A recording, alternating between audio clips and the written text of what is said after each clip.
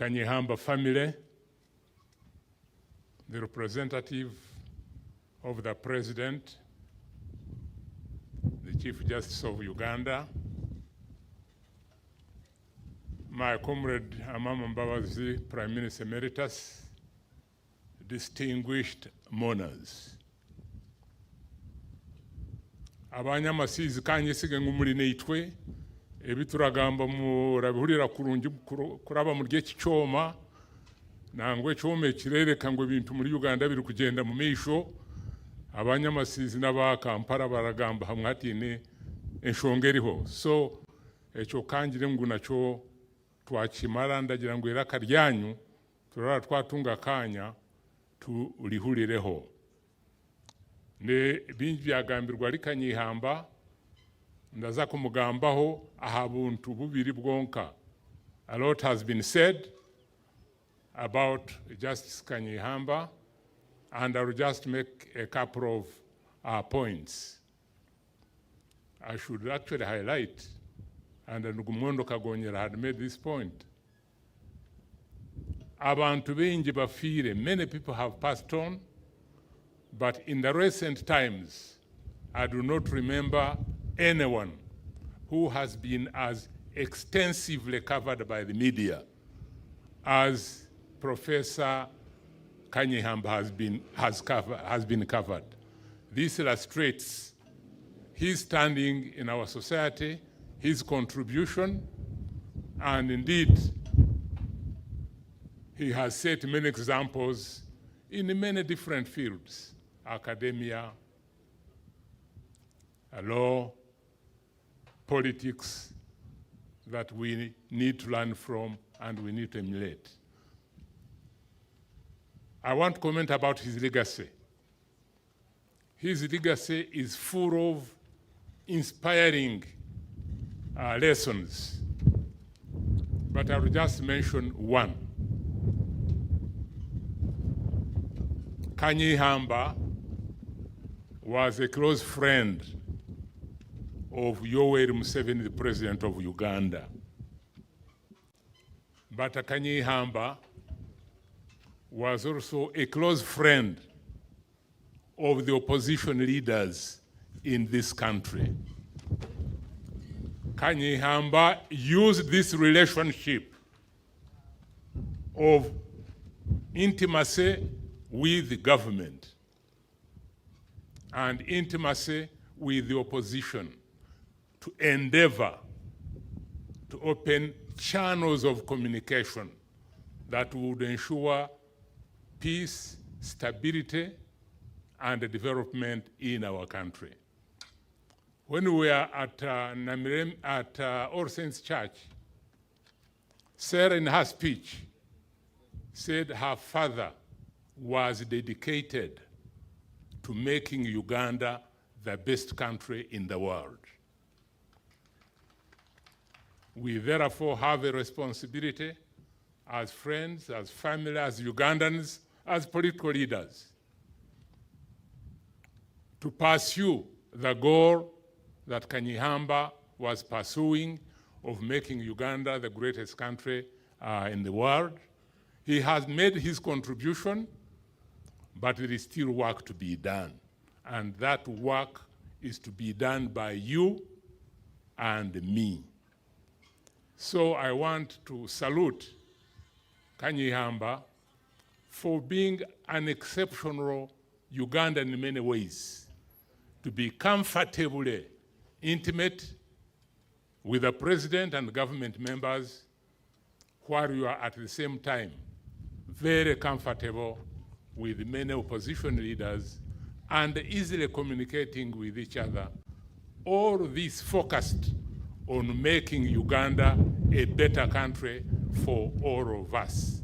In my view, this is one of the greatest aspects of his legacy that we as Ugandans should push forward and will continue to inspire us. Kanyeihamba physically is not going to be with us, but unlike many people, he heavily documented his ideas, his advice, his knowledge. And in his book, The Last Word, My Last Word, he says he's writing his 36th book. I think really he has done great work. And again, he sets an example, especially for the younger generation, to emulate his example, his lessons, his works, and to ensure that his legacy continues. I'm happy now to thank a number of people for great contribution made in the life of Kanyeihamba. I want first and foremost to thank his wife and the children for being loyal and for supporting Kanyeihamba for more than 60 years. We salute you because in spite of the distance that some of you are staying, this has not weakened the relationship, the love that you have had for Kanyeihamba or that Kanyeihamba has had for you. Within the family, I want to salute Betty Nabitosi, who has lived with Kanyeihamba for 10 years, looked after him and cared for him. Betty, are you somewhere near? Move a little in front and wave to the people. That's the great girl that has looked after Kanyeihamba for the last 10 years. We deeply appreciate your personal contribution to Kanyeihamba's life and well-being. Let me also salute President Yoweri Museveni for the support that has given to Kanyeihamba.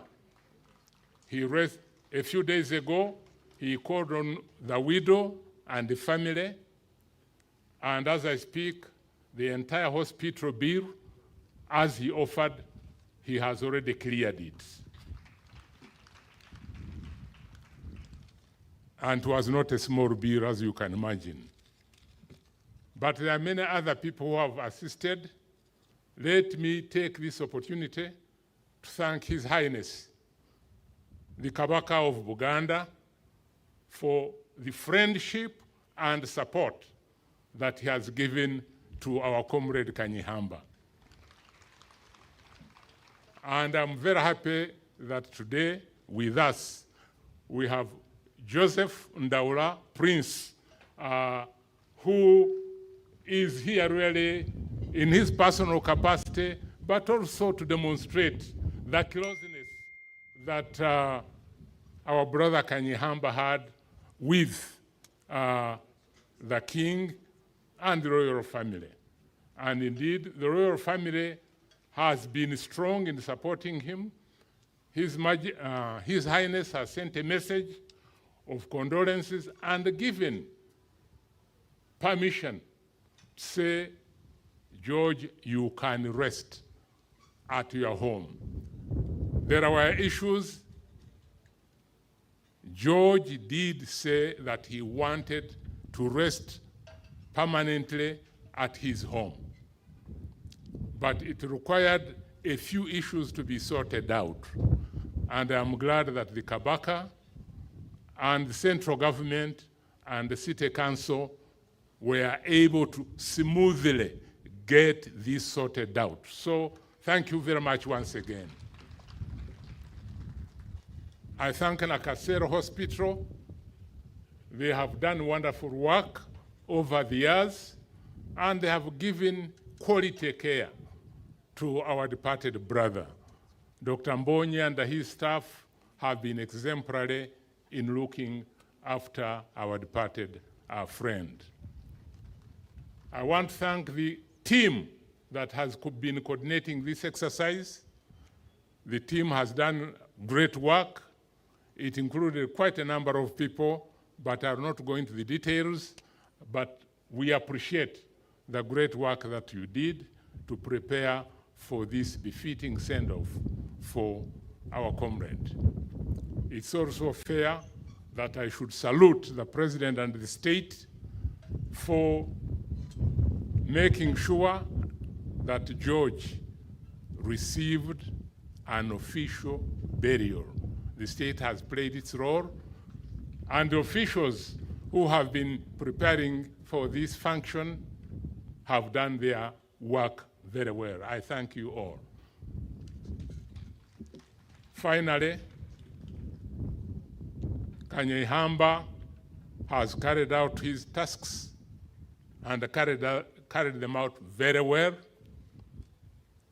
The Almighty God, as we have heard from a number of witnesses, I'm sure, has already received him in his arms. Thank you.